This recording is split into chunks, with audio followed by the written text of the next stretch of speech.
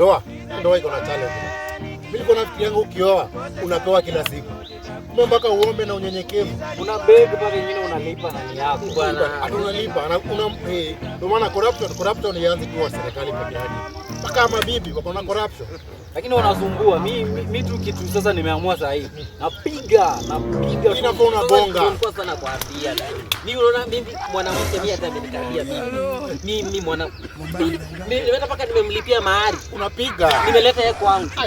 Chakula mimi ndo nanunua.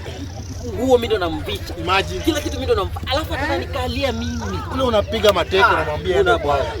Akileta kichwa gonga. Akikulinda kwenye manyundo. Hata mwiko ila mpika nayo ugali.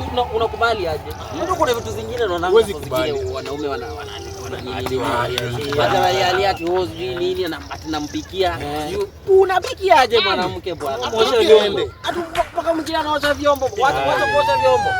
Unajua dagi juzi ananiambia bibi yake anamfulia. Kama kuna anamfulia. Babe, unafanya nini hapa? Unafanya nini hapa? Unaona marafiki zako? Zile panti nileta kwa nyumba nani anafua? Nileta panti huko utafua kwa nini?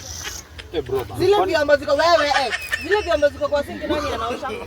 No. Hakuna papa senye nilitoa mtoto nikaweka hapo kwa meza. Mbona utatupa hiyo?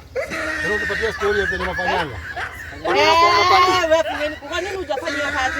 Nyumba nani anaosha? Nani anaenda kuniosha? Kujama.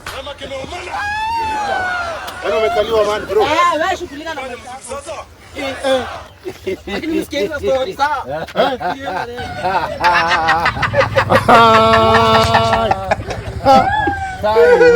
Wewe hadi unapiga